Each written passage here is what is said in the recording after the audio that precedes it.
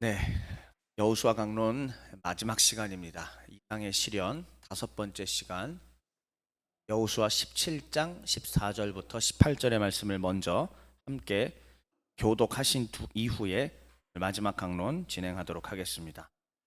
제가 14절 말씀 먼저 읽고 교독합시다. 요셉 자손이 여호수아에게 말하여 이르되 여호와께서 지금까지 내게 복을 주심으로 내가 큰 민족이 되었거늘 당신이 나의 기업을 위하여 한 제비 한 분깃으로만 내게 주심은 어찌함이니까 하니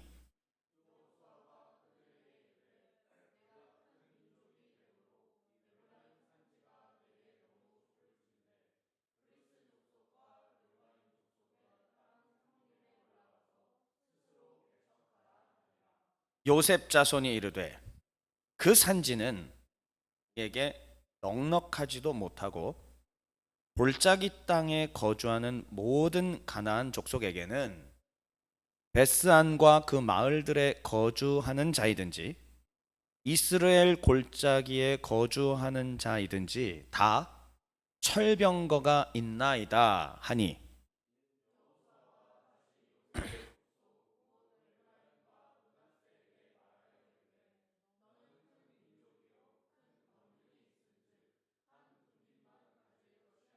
18절 함께 읽겠습니다. 그 산지도 네 것이 되리니 비록 삼림이라도 네가 개척하라. 그 끝까지 네 것이 되리라. 가나안 족속이 비록 철병거를 가졌고 강할지라도 네가 능히 그를 쫓아내리라 하였더라. 아멘. 네, 오늘 마지막 시간이고요. 그래서 오늘 말씀 본문까지 빠르게 보고 이상의 시련이 어떤 의미였는지, 다섯 번의 시간이 하나님이 우리에게 이 다섯 번의 시간을 통해 무엇을 말씀해 주시는지 귀 기울여 듣는 시간 되기를 바랍니다. 여호수아 강론은 이렇게 진행됐었습니다. 다시 한번 기억해 보시지요. 율법, 즉 하나님의 말씀을 그 입에 두라. 이게 조건이었습니다. 그랬을 때에 강하고 담대하며 형통할 수 있으리라고 주님이 말씀하셨습니다.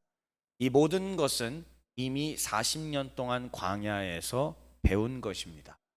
광야에서 배운 이것을 가나안에서 어떻게 실현할 것인가가 여호수아와 그 백성들에게 주어진 숙제였습니다. 이들은 이제 이 땅에 들어가기에 직전에 앞서서 마치 40년 전 모세가 그리 했던 것처럼 다시 한번 할례를 받아야 했고 또 유월절을 지켜야 했으며 그리고 신발을 벗음으로 말미암아 이 거룩한 전쟁은 그냥 전쟁이 아니라 성도들의 전쟁은 세상 방법으로 혈기와 분노로 내 지성과 이성으로 싸우는 싸움이 아니라 하나님의 선한 법대로 싸우는 것이구나. 언약 백성은 달라야 하는구나라는 것을 깨닫게 되었습니다. 그리고 그 이후에 갈렙과 이러한 스토리들을 통하여 그리고 전쟁과 갈렙의 스토리들을 통하여서 주의 전쟁들이 이렇게 진행되었고 그 가운데 버릴 건 버려야 됐구나. 여기까지 우리가 배웠던 것입니다. 자, 그러면 이제 개척하라라고 하는 오늘 마지막 다섯 번째 시간에 앞서 있습니다. 지난 시간에 있었던 갈렙의 이야기를 한 번만 다시 되짚어 봤으면 해요. 45년간 갈렙이 간직했던 것은 바로 하나님의 약속이었습니다. 45년 전에 그 약속은 무엇이냐면 네 발로 밟는 땅은 너와 내 자손의 기업이 될 것이다, 이거였습니다. 그런데 여기에도 하나님이 그렇게 상급을 주신 이유가 있었습니다. 뭐였냐면 네가 충성하였은즉. 다시요, 뭐라고요? 네, 네가 충성하였은즉 네 발로 밟는 땅은 너와 내 자손의 기업이 될 것이다 라는 것이 45년 전에 하나님께서 주셨던 약속이었습니다. 그런데 이 약속이 성취되기 위해서는 고난이 좀 따랐습니다. 왜냐하면 그 땅에는 내가 발로 밟고는 있지만 여전히 그 땅에는 키가 장대한 아낙 자손들이 있었고 그들과 싸워야 됐고 최종적으로 그들을 몰아내야만 했기 때문입니다. 그들을 몰아내지 않고서는 그 땅이 온전히 하나님께서 주시는 기업이 될 수가 없었습니다. 갈렙은 그때 이렇게 이야기합니다. 이 산지를 내게 주옵소서. 주의 약속을 지키기 위해서, 아니 하나님 당신이 주신다고 하셨지만 그 주신다는 약속을 기어코 내가 이루어야 하겠습니다. 왜냐? 당신의 영광을 위해서입니다. 내가 나의 땅과 나의 기업을 위해서가 아니라 하나님 당신의 약속을 이루기 위하여 나는 어떠한 고난도 어떠한 손해도 마다하지 않고 주의 명령을 이루겠습니다. 우리가 지난 시간에 갈렙을 통하여 배웠던 게 바로 이거였습니다. 그래서 그들은 아낙 자손과의 싸움도 마다하지 않았습니다. 결국은 그 헤브론 땅을 그들이 차지하게 되었습니다. 그래서 성도에게 주실 강하고 담대하며 형통한 축복의 궁극적인 목적은 뭐였었냐면은 자기 자신의 개인의 만족과 유익이 아니었다라는 겁니다. 하나님은 개인에게 만족과 유익을 분명히 주십니다. 필요한 것도 채워주시고 우리가 정말 눈물로 간구할 때 하나님께서 응답하시기도 합니다. 안 하실 수도 있습니다. 그런데 응답하시고 채워주시는 그 하나님의 목적, 불과 재작년에 제가 그거를 체험하지 않았습니까? 여러분, 이 교회를 우리가 개척하고 나서 제가 건강이 얼마나 안 좋았어요. 지난 수년간 쌓였던 모든 스트레스와 잠 못 잠과 그걸로 인해서 여러분들 2년 전 제 모습 기억하시지 않겠습니까? 그 엉망진창이 되었는데 제가 하나님께 뭐라고 기도했냐면 이제 개척도 했습니다. 하나님 이제는 고쳐주셔야 됩니다. 20년 동안 나를 그렇게 힘들게 하셨는데 내가 나를 위하여 고쳐달라는 게 아니라 하나님께서 성도들을 맡겨주셨고 이들을 일평생 주의 말씀으로 먹이고 선한 길로 옳은 길로 하늘의 별처럼 빛나는 자들로 세우기 위하여 주의 제자가 되기 위해 주의 종으로 만들기 위하여 나를 쓰신다고 하셨는데 나의 신체와 나의 정신과 나의 모든 게 망가져 있습니다. 하나님 이래선 안 되지 않겠습니까? 그러면서 제가 아주 구체적으로 기도했잖아요. 다 아시잖아요. 팔체질. 하나님 팔체질 치료받고 싶습니다. 그런데 내가 알아보기 전에 하나님 당신이 연결해 주세요. 이 기도가 정확히 이틀인지 3일 만에 응답됐잖아요. 전화 한 통을 받았고 그 전화를 통해서 사역자들에게는 정말 은혜롭게 자비를 베풀어 주셔서 무료로 진료해 주시는 그러한 좋은 한의원을 만나게 됐고 지금의 변화된 제 몸을 여러분들이 보고 있지 않습니까? 근데 거기서도 여러분 제가 나를 위하여 고쳐달라고 하지 않고 하나님께 뭐라고 기도했는지 아세요? 교회 세워주셨잖아요. 내가 지금 성도들과 함께 해야 되는데 이 모양 이 지경으로는 더 이상 안 됩니다. 하나님 살려주셔야 합니다. 그런데 그때 그 정말 구체적인 기도였는데도 외면치 아니하시고 기도하자마자 2, 3일 안에 응답해 주셨던 하나님. 주시는 것도 하나님이시고 거두어 가시는 것도 하나님이실 줄 믿습니다. 주실 때는 주시는 이유가 있고 걷어 가실 땐 또한 걷어 가시는 이유도 있음을 믿습니다. 성도에게 주실 강하고 담대하며 형통한 축복의 목적. 제가 2년 만에 신체가 아주 좋아졌잖아요. 이게 저는 하나님이 은혜 베푸셔서 저에게 형통하게 하신 거거든요. 근데 이 형통이 결국은 목적이 무엇이냐? 하나님의 법이 통치하는 나라를 건설하기 위함이었던 겁니다. 저는 이렇게 기도했어요. 하나님 내 신체 내 몸 하나 그걸 위해서가 아니라 당신의 나라를 위하여 하나님 내가 불처럼 내가 내 몸을 다 불살라서 드리고 싶은데 현실적으로 한계가 있어서 도저히 안 되겠습니다. 도와주십시오. 그랬을 때 하나님께서 응답하시고 역사하셨던 것입니다. 사랑하는 주의 자녀 백성 여러분들, 주의 종들 여러분들, 이게 바로 지난주에 여러분들에게 전했던 메시지였습니다. 한 주 동안 이 이야기들이 얼마나 여러분들의 가슴속에 살아 있었는지 잘 모르겠습니다.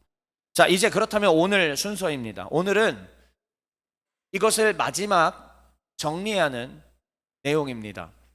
지난주에 이어서 땅 분배 과정을 또 볼 것이고 본문을 살핀 뒤 마지막으로 땅 분배 신학과 이상의 실현이라는 제목으로 총정리를 하도록 하겠습니다. 특별히 오늘 강론에 큰 도움을 준 분이 있습니다. 누구냐면 김예정 성도예요.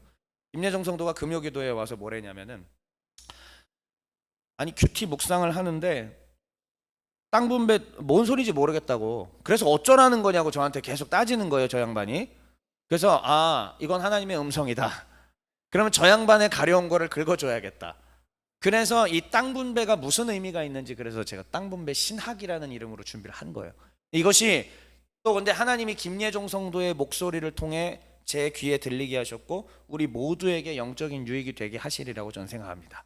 그래서 전체적으로 다시 보고 마지막 부분에서 더 주의 깊게 같이 보시면 되겠습니다. 자, 그러면 지난 시간에 봤던 땅 분배 과정 그대로 다시 볼게요. 이렇게 지도가 있습니다. 물 먼저 기억해 보시죠. 자, 큰 바다는 뭐라고 했죠? 지중해, 다른 말로 성경에서 또 대해라고 얘기했습니다. 자, 이쪽 위쪽에 있는 물은요, 무슨 호수였죠? 갈릴리 호수입니다. 다시 한번, 위쪽에 있는 물은요, 아래쪽에 있는 물은요, 사해입니다. 이것만 기억하시면 돼요. 한 번만 다시 할게요. 우리 위쪽에 있는 물은요, 아래쪽에 있는 물은요. 그러면 위에서 아래로 흘러가는 이 강의 이름은요, 요단강입니다. 이것만 기억하시면은 성경 지리도 거의 다 된 겁니다. 제일 중요한 거예요. 큰 산을 넘은 거예요. 자, 그러면은 이 요단강을 기준으로 요단의 동편에 있는 땅이 있고 요단의 서편에 있는 땅으로 나눠져 있다. 그래서 여호수아 시대의 땅 분배는 요단 동편과 요단 서편으로 나눠져 있다라는 것. 그러면 한 번만 다시 요단 동편에 분배받은 지파들의 땅, 자, 그 지파들 이름 한번 하나씩 읽어볼까요? 아래서부터 시작. 르우벤, 갓, 므낫세. 그런데 므낫세는 여기 하나 또 있네요, 서쪽에. 그래서 므낫세 절반이라는 뜻의 므낫세 반 지파라고 얘기를 하는 것입니다. 한 번만 다시 말씀드릴게요. 요단 동편은 르우벤 지파, 갓 지파, 므낫세 반 지파가 땅을 분배받았고, 그리고 본래에 약속되어 있던 요단 서편의 땅은 이렇게 나머지 지파들이 다 나눠 갖게 되었다라는 것을 먼저 보여드리고요. 그다음에 이 땅 분배의 내용들이 이렇게 되어 있었다라는 것을 보여드렸었습니다. 13장부터 21장까지 땅 분배가 본문이 어떻게 구성이 되어 있냐면 이처럼 짜임새 있게 하나님께서 여호수아 저자를 사용하셔서 그의 모든 재능과 능력을 쓰시되 성령이 특별히 영감하여 주셔서 오늘 우리에게 이와 같이 가르쳐 주시는데, 땅 분배의 그래서 핵심은 어딜까요? 네, 실로의 회막입니다. 결국은 모든 땅의 중심엔 뭐가 있는 것이다? 하나님을 예배하는 그 회막. 그리고 저 회막이 훗날에 뭐가 되는 것이죠? 성전이, 솔로몬의 성전이 되는 겁니다. 그래서 이 땅은 뭐가 중심이 되는 땅이다? 성전. 하나님을 예배하는 나라인 거지, 다른 일반 아수르나 바벨론이나 뭐 아카드나 주변에 있었던 미탄니 왕국이나 이러한 왕국들하는 것은 다른 왕국이라는 뜻이에요. 그들은 왕이 중심이 되는 나라지만은 이 나라는 뭐가 중심? 하나님이 중심, 하나님의 말씀이, 하나님을 예배하는 것이 중심이 되는 나라다라는 것입니다. 그러면 우리가 신약 성도로서 구약을 읽을 때 늘 뭘 염두에 둬야 되냐? 지금 이것을 우리의 사회에 그대로 1차적으로 바로 적용시키면은 안 되는 거예요. 이것은 하나님이 중심이 되고 하나님이 통치하시는, 하나님을 예배하는 나라이므로 그 예배의 관점, 하나님을 섬기고 경배하는 관점 속에서 먼저 이해하고, 그리고 우리 사회에 어떻게 적용할지를 천천히 고민하는, 이렇게 순차적으로 가야 신약 성도가 건강하게 건전하게 성경을 이해하고 해석하는 과정이라 볼 수 있습니다. 자, 그러면은 땅 분배가 또 어떻게 진행이 되었냐 보십시오. 위에 보니까 서론에 먼저 요단 동편의 땅 얘기가 나옵니다. 요단 동편은 짧아요. 왜냐? 핵심이 아니기 때문입니다. 이제 핵심은 어디냐면은 요단의 서편의 땅입니다. 자, 그 중에서도 어디가 주로 나오냐면은 유다 지파와 요셉 지파가 나오는데요. 여러분 아시다시피 요셉 지파라는 건 따로 있지가 않아요. 그러나 요셉의 아들이 누구죠? 므낫세와 에브라임이었습니다. 이 므낫세와 에브라임을 합쳐서 그냥 요셉 지파라고 불러요. 그런데 그 위에 지도를 다시 한번 보시면은 이게 므낫세 땅이고 이거 서편만 볼게요. 므낫세, 에브라임 이만큼이고 유다가 이만큼이에요. 합쳐서 볼 때 거의 어땠죠? 전체 땅에 절대 다수를 차지하고 있죠. 그만큼 강대한 지파였다라는 뜻입니다. 그러니까 실제적으로 땅 분배에 있어서 굉장히 중요했던 데가 바로 유다 지파와 요셉 지파이고, 그 중에서도 우리는 이미 신약 성도로서 성경을 다 알고 있으니까 어디가 더 중요할까요? 유다가 중요합니다. 왜일까요? 네, 예수님도 나오시기 그 전에 다윗 왕, 그렇죠. 다윗 왕이 여기서 나오지 않습니다. 그러니까 다윗 왕 중심으로 유다가 진행되기 때문에 유다 지파의 땅 분배가 매우 중요하다라는 사실을 알 수가 있습니다. 자, 그러나 아무튼 유다와 요셉 이렇게, 그리고 나머지들은 조금 죄송하지만 겉절이 같은 느낌으로 이렇게 7지파하고 묶어서 설명하고 있다라는 것, 여기까지가 지난주에 우리가 살펴본 내용이고, 이제 본문 같이 보도록 하겠습니다. 자, 지난주에도 이 화면을 보여드렸는데 다른 건 안 보셔도 되고요. 오늘 본문이 어디인지 빨간색 네모만 확인하시면 돼요. 요셉 지파 네 번째이고요. 므낫세와 서쪽 므낫세와 에브라임인데 뭐라고 써놨죠? 제가 같이 읽어볼까요? 언더바 오른쪽으로 시작. 에브라임과 므낫세가 땅을 합치면은 어느 정도 됐었죠? 아까 혹시 기억하세요? 양이 꽤 돼요. 그런데 지금 뭐라고 얘기하죠? 더 많은 땅을 요구하더라. 첫 시간에 혹시 기억나십니까? 이상의 실현을 위해서는 외부의 외적들을 쳐내야 되는 것과 내적인, 잘 기억하시네요. 내적인 욕망과 싸워야 된다라는 것까지 분명히 기억하실 겁니다. 근데 여기 요셉 지파 네 번째, 곧 에브라임과 서쪽 므낫세, 이들이 뭐라고 여호수아에게 요구하냐면 더 많은 땅을 주시오 라고 얘기를 하는 거예요. 결국은 이거는 어디의 싸움? 네, 여기의 싸움일 겁니다. 그래서 오늘은 이 장면입니다. 요셉 지파 중에서도 저들이 왜 더 많은 땅을 요구하고, 그리고 그때에 여호수아는 어떻게 대처했으며, 이 본문을 통해 우리는 무엇을 알아야 하는가, 여기에 대해서 성경 말씀 다시 한번 살피도록 하겠습니다.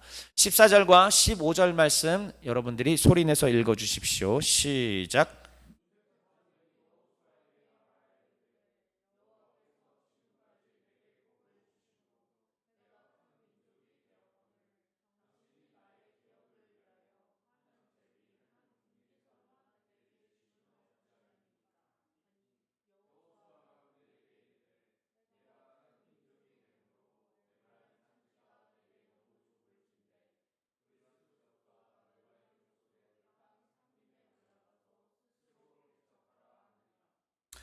자, 제가 빨간색과 파란색으로 조금 눈이 아프시겠지만은 강렬하게 대비를 좀 일부러 해왔습니다.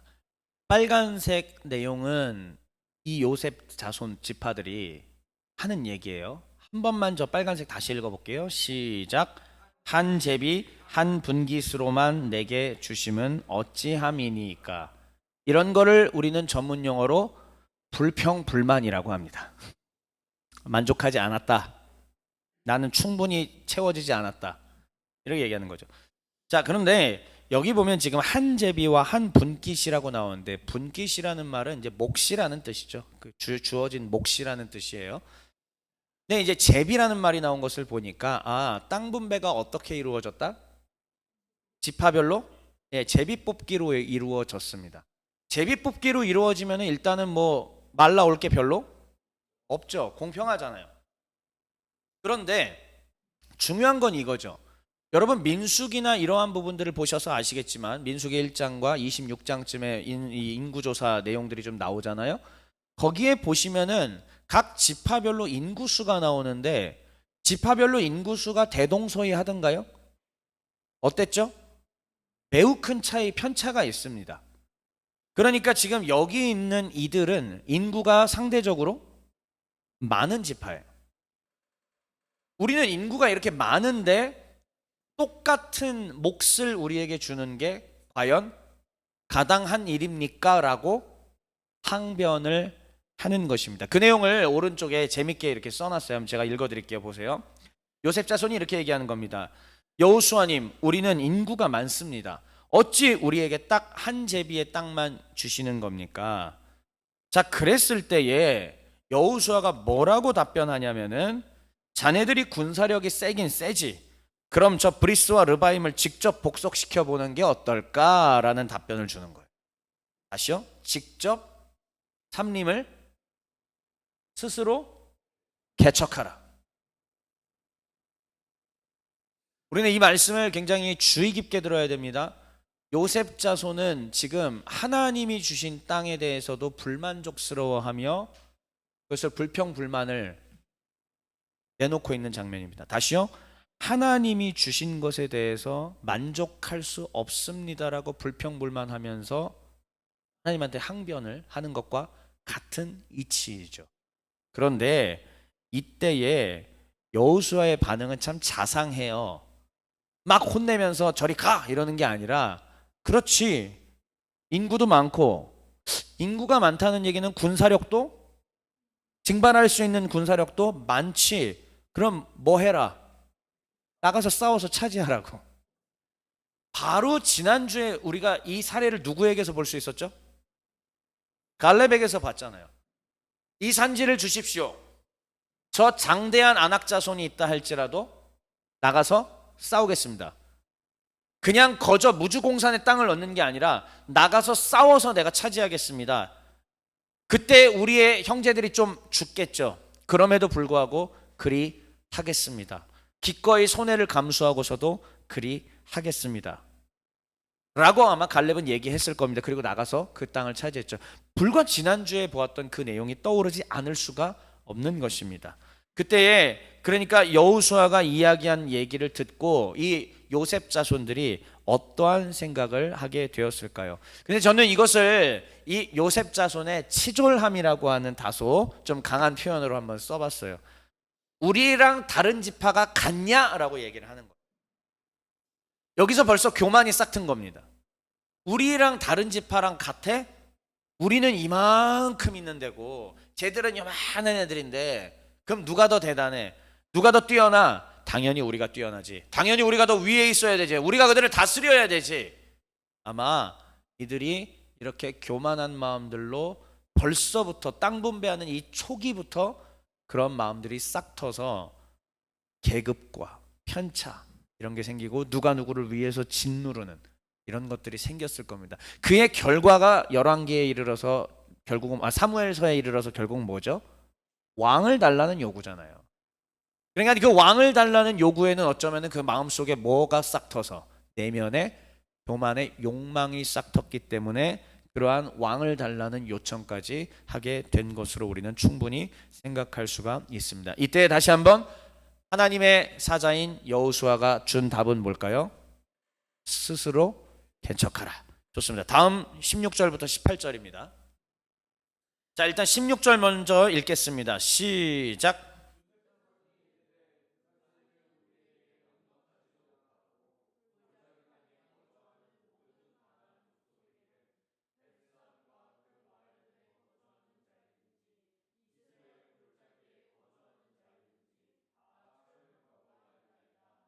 일단은 만족이 절대 되지 않는가 봅니다. 그 말을 듣고도 이들의 반응은 어땠냐면은 일단 이 산지가 우리에게 넉넉하지 못하다.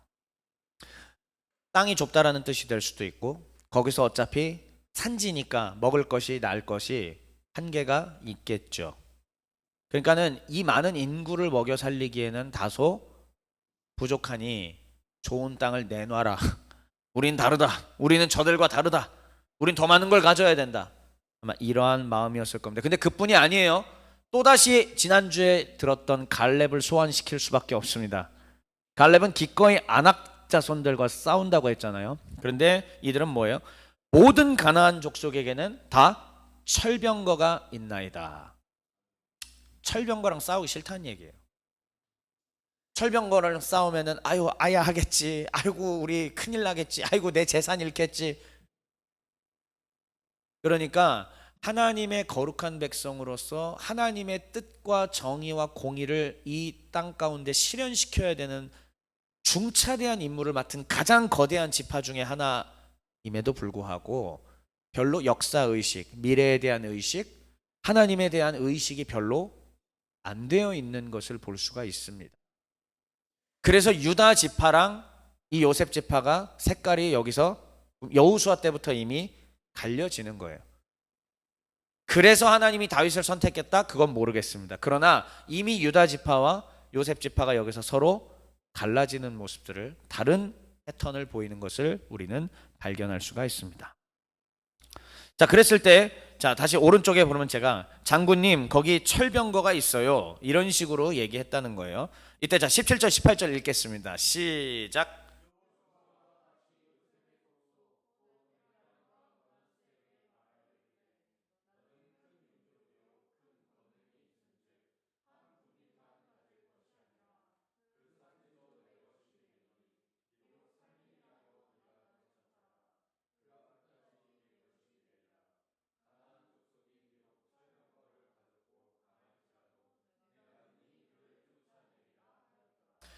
여호수아의 답변은 다음과 같습니다. 너는 큰 민족이요 큰 권능이 있은즉, 무슨 얘기예요? 니네 최강 요셉 아니냐? 최강 요셉 아니냐? 최강 요셉. 그런데 여기서 숨겨진 얘기가 있죠. 여호수아도 누구예요? 여호수아 어느 지파일까요? 에브라임 지파입니다. 그러니까는 에브라임은 어디에 속하죠? 요셉 지파. 그러니까는 벌써 지금 여기는 누구들이냐면 종친들이에요. 자기 종친들이 와가지고 사실 얘기한 거나 다름이 없습니다. 지도자들이 왔겠죠. 이미 여호수아랑 가까운 사이였겠죠. 우리 집안 사람이라는 얘기예요. 우리 집안 사람들. 그런데 그 우리 집안 사람들이 지도자에게 와서 땡깡을 좀 부리면 최종 지도자가 들어줄 가능성이 높겠죠. 그럼에도 불구하고 여호수아는 딱 중심을 잘 잡고 있는 모습을 보여줍니다. 최강 요셉이잖아. 나 여호수아, 나도 최강 요셉 지파잖아.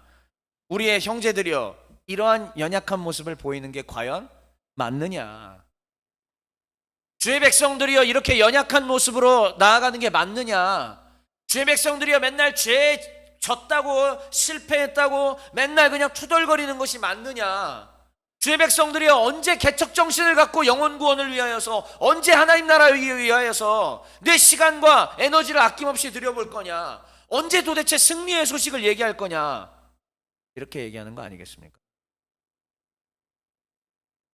그러면서 격려를 해주죠. 자네들 정도면은 철병거는 우스워.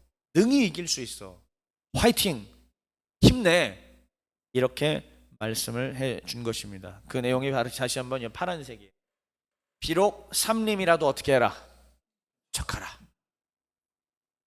가나안 족속이 철병거를 가졌고 강할지라도 능히 쫓아내리라.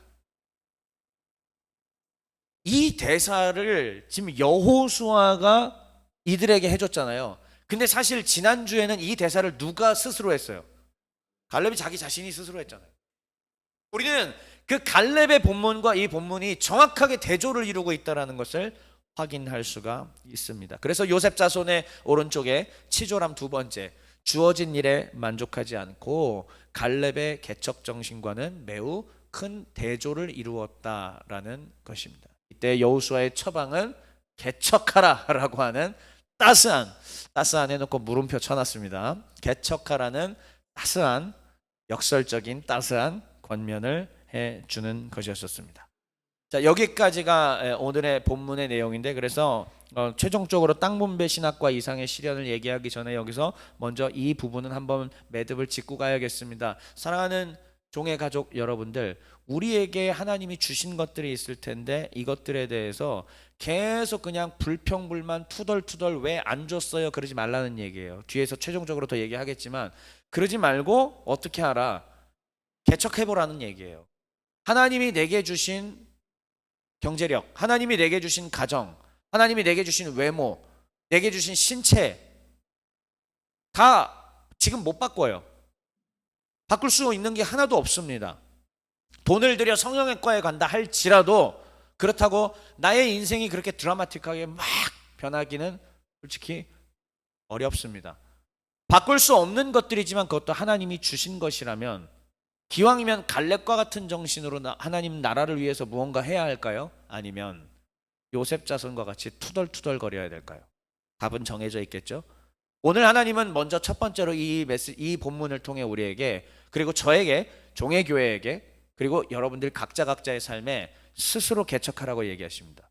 그게 무엇일지는 각자가 하나님의 성령이 알려주시는 대로 발견하시고 또 셀 모임을 통해서 발견하시면 되겠습니다. 마지막으로 땅 분배 신학과 이상의 시련 얘기 드리겠습니다. 자, 첫 번째로 땅 분배 신학입니다. 결국은 지금 이 땅 분배라고 하는 전체적인 이야기가 우리에게 뭘 가르쳐 주느냐 이거예요. 그래요. 여러분들이 매일 성경 펴가지고 묵상하다 보면 또 땅 분배 어디 땅 이게 뭔 의미가 있냐고. 사실 이게 무슨 은혜가 있고. 이게 김예종 성도 뒤에서 고개를 주걱주걱 거리고 있습니다. 지금 막 이러고 있어요. 예, 여러분, 그래서 성경 교사가 있는 거 아닙니까? 하나님께서 이 내용을 우리에게 분명히 가르치라고 말씀하시는 듯합니다. 첫 번째, 이 왼쪽 일렬을 보세요. 땅 분배를 통해서 첫 번째는요, 하나님이 어떤 분이신지 배울 수가 있어요. 그리고 두 번째는 공동체가 훈련할 수 있는 기회. 그러니까 일단은 이스라엘입니다. 이건 수천 년 전에. 이거를 우리 시대에 우리 교회와 내 자신에게 적용하는 것은 서로의 토론들을 통해서 또 많이 거쳐 가야겠죠. 자, 보세요. 그러면 첫 번째, 하나님을 배울 수 있는 기회라는 것은 무엇이냐? 첫 번째, 하나님의 주권을 배울 수 있습니다. 하나님의 주권을 배운다는 건 뭐예요? 이런 거예요. 방금 얘기 드린 겁니다. 내가 내 외모 마음대로 할 수 없어요. 내가 내 부모를 이번에 트럼프 대통령 취임식 때 아들 베런 뒤에서 딱 위험 있게, 요만한 꼬맹이였는데 애가 어느덧 어른이 돼가지고 키도 2m인데 벌써 딱 아빠랑 똑같잖아요. 이런 거 봤죠? 기왕이면 모두가 사실 베런과 같이 태어나고 싶지 않을까요? 여자분들이라면은 기왕이면은 베컴의 딸인 막내 딸인 하퍼처럼 그렇게 태어났더니 엄마가 스파이스 걸스고 아빠가 데이비드 베컴이고 그런 삶을 살고 싶지 않을까요? 태어났는데 내 아빠가 만수르고 이러면 얼마나 재밌겠습니까? 네, 바꿀 수 없잖아요. 내 부모를 그렇게 주신 이유, 이 집안에 태어나게 하신 이유, 내 성씨가 김씨인 이유, 이씨인 이유, 박씨, 정씨인 이유가 다 거기에 있는 거 아니겠습니까? 하나님의 주권에, 이게 우리가 하나님의 주권을 인정해 나가는 거예요. 자, 그러면 땅 분배를 통해서 도대체 하나님 주권을 어떻게 배우느냐? 이 땅 분배는 뭘 통해 받았다? 땅을 제비뽑기로 받았어요. 그러니까 저 위치 있잖아요. 저 위치가 자기가 원해서 얻은 지파들이 자기 욕망 덩어리들로 우린 여기다라고 한 게 아니에요. 제비뽑기로 그 위치를 정한 것입니다. 성경에 여러분들이 묵상하셨다 보면 분명히 깨달을 수가 있습니다. 제비로 뽑습니다. 어느 땅을 주실지는 그러니까 누구에게 달려있다? 하나님께. 이게 바로 하나님의 주권을 믿는 것입니다.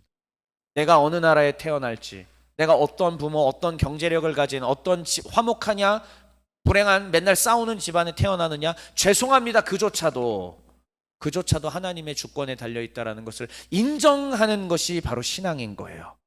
믿음이 이제 시작해서 싹이 텄지만은 그 싹이 튼 믿음이 견고하게 자라나서 이파리가 돋아나고 열매를 맺기까지는 무수한 세찬 바람과 비와 이런 것들을 견뎌내야 합니다. 그게 신앙의 성장의 과정에 꼭 필요한 것이죠. 그런데 그게 뭐냐면은 바로 우리 삶 가운데 주어지는 이해할 수 없는 불가해한 그러한 것들을 받아들일 때, 하나님이 내게 허락하신 것이라고 받아들일 때, 이게 가장 미련해 보이는 겁니다. 사실 가장 일반 세상 사람들의 입장에서는 가장 미련하고 비겁한 거예요. 자기의 그걸로 설명되지 않으니까 그냥 신의 뜻이라고 마치 인샬라 하는 것처럼 기독교인들도 똑같다 그냥 그래버리고 넘어가는 거지. 그래서 자기 삶에 대해서 개척하려도 하지도 않고 자기가 열심히 하려고 하지 않는다라고 사람들이 비판하기도 합니다. 그러나 우리는 그것을 몰라서 그러는 게 아니에요. 노력하지 않으려고 그냥 여기에 머무르려고 하는 게 절대 아닙니다. 최선을 다할 겁니다. 뒤에서 나옵니다. 그러나 가장 중요한 거는 기독교 신앙의 먼저의 핵심은 하나님의 주권을 배우는 거예요. 우리가 부천에 온 것도 네이버 부동산을 열심히 뒤져서 하긴 했지만 여기 보고 저기 보고 저기 보고 맨날 새벽 3시 4시까지 잠도 못 자고 근심 걱정하며 위가 다 헐 정도로 제가 그렇게 했잖아요. 근데 결국은 예상치도 못했던 부천이라는 곳으로 하나님이 오게 하셨고 또 이곳에서 하나님이 하실 일이 있던 것이었습니다. 부천에 왔더니 김윤호 성도 부천에 살고 있었고 또 우리 학생들이 갑자기 문 열고 들어오지를 않나. 그 이외에 더 어떤 일이 펼쳐질지 저는 기대가 됩니다. 하나님이 하실 거니까. 이게 바로 하나님의 주권을 배우는 땅 분배를 통해 배울 수 있는 겁니다. 두 번째는 하나님의 공의입니다. 공의, 공평한 하나님께서 정의롭고 공의롭다라고 하는 그런 표현이잖아요. 자, 여기도 한번 같이 읽어볼게요. 모든 지파들에게 시작. 자, 하나님이 공의로우시다고 하는 건 이 땅 분배를 통해 뭘 배우느냐? 하나님이 어떠한 분이신지 배우냐? 모든 지파들에게 누락되지 않고 땅을 주신 겁니다. 심지어 레위 지파는, 당연히 레위 지파는 땅이 없었습니다. 그런데 레위 지파마저도 땅이 아예 없는 건 아니에요. 성경에 보면 뭐라고 돼 있느냐? 그들에게는 목초지를 주셨다라고 얘기하고 있습니다. 그리고 각 지파별로 분배받아서 거기에 같이 지내면서 목축을 할 수 있는 목초지를 받았다. 레위 지파마저도 하나님께서 다 거르지 않고 생계를 할 수 있도록 허락해 주셨다는 거예요. 이게 바로 하나님의 공적인 공평한 의라는 겁니다. 사랑하는 종의 가족 여러분들, 우리 집안이 너무 별로인 것 같으세요? 나는 왜 이런 외모냐? 나는 왜 이런 건강을 이 정도밖에 안 가? 나는 왜 돈이 없는? 나는 왜 좋은 머리를 타고나지 못했느냐? 왜 나에겐 장애가 있느냐? 등등등 많은 답답함과 고민과 불평불만이 있으시겠죠.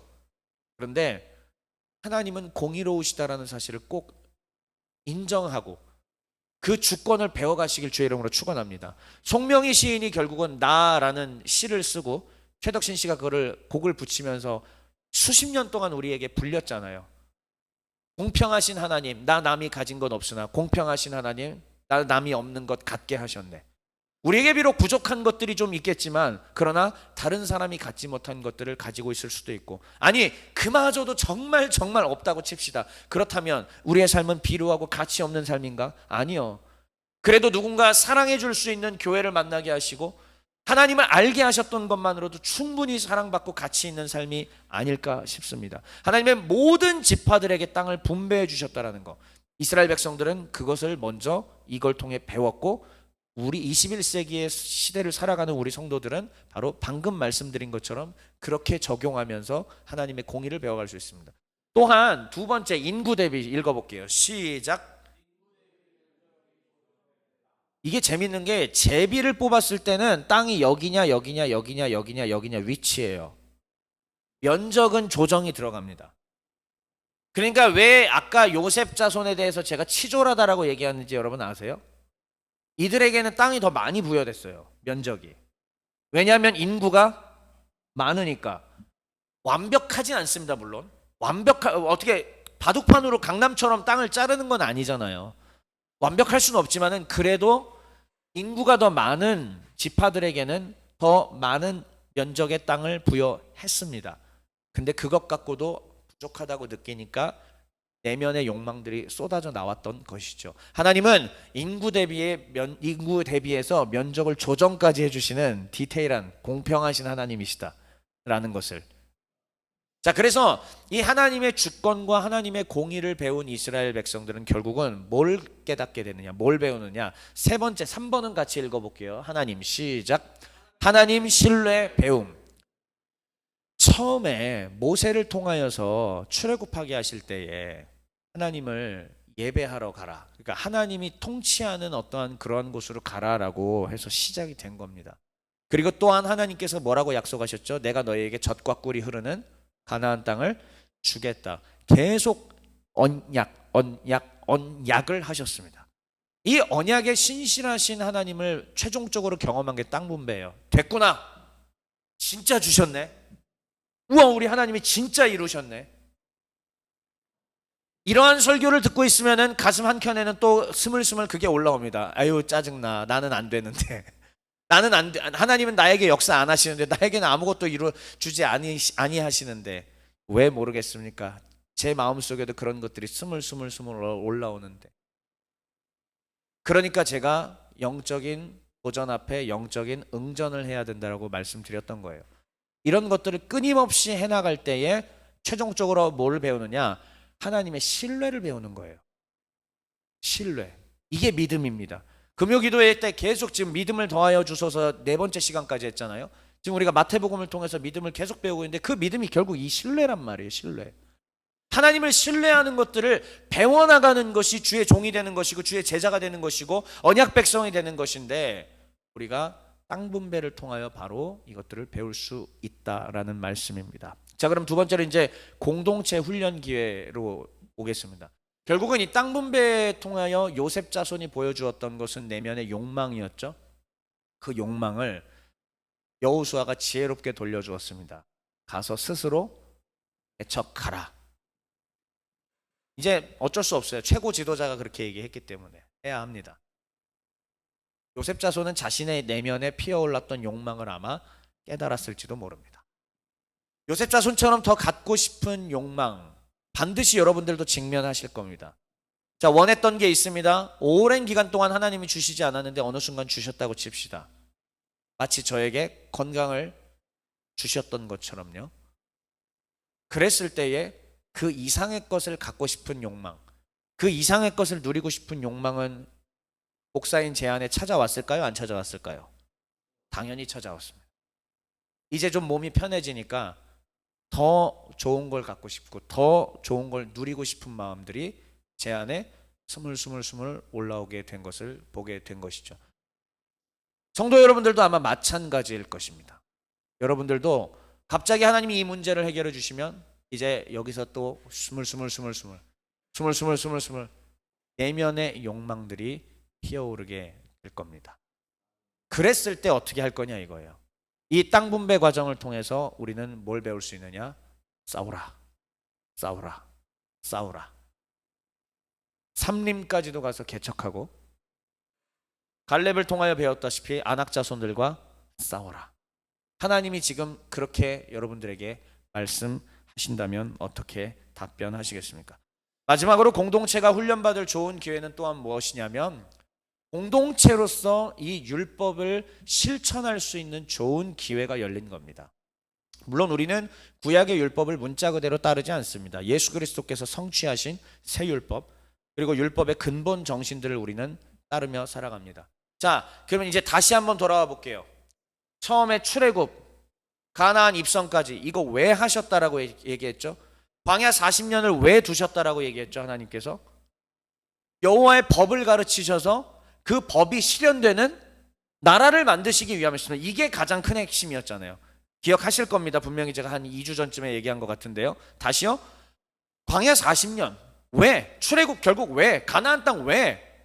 여호와 하나님의 법이 통치하는 하나님의 영향력이 끼쳐지는 나라를 만들기 위함이었습니다. 자, 그래서 이 광야에서 배웠던 여호와의 율법을 정리했을 때 우리가 뭘 배울 수 있었죠? 여러 가지들이 있었지만은 제가 그냥 이렇게 요약을 해보겠습니다.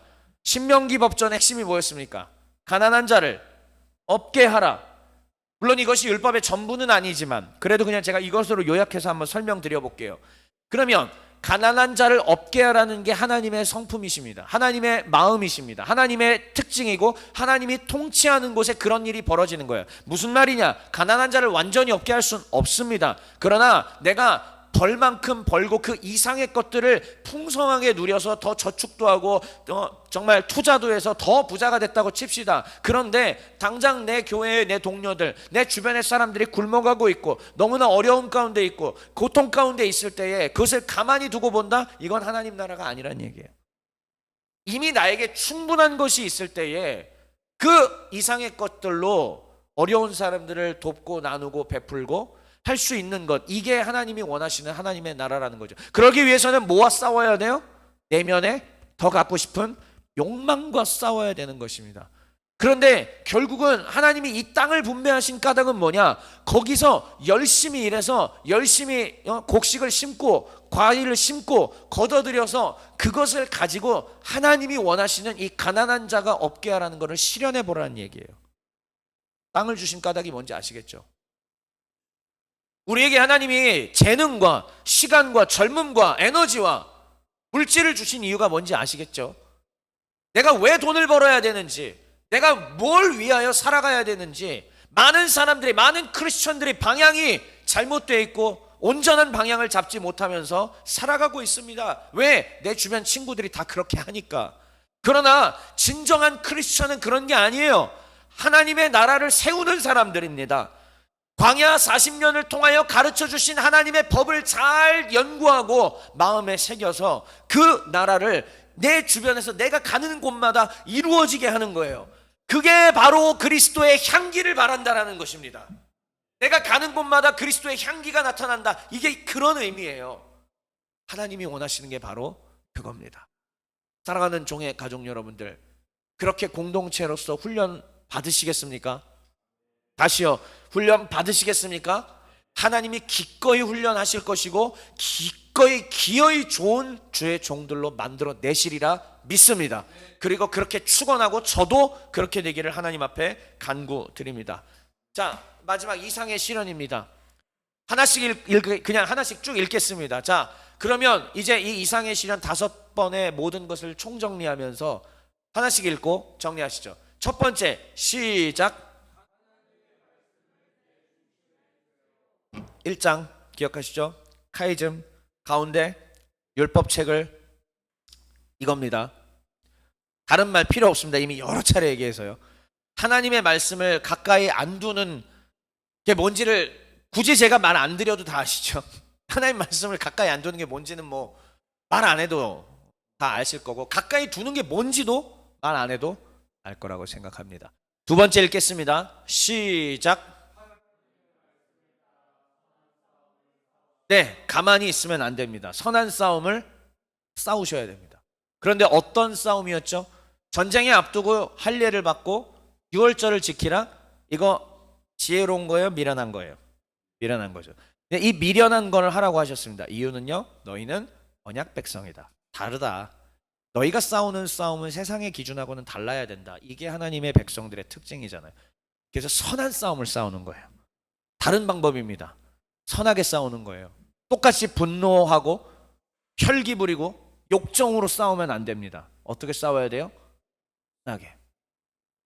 용서와 자비와 믿음으로 감싸주며 사랑으로 싸워나가는 겁니다.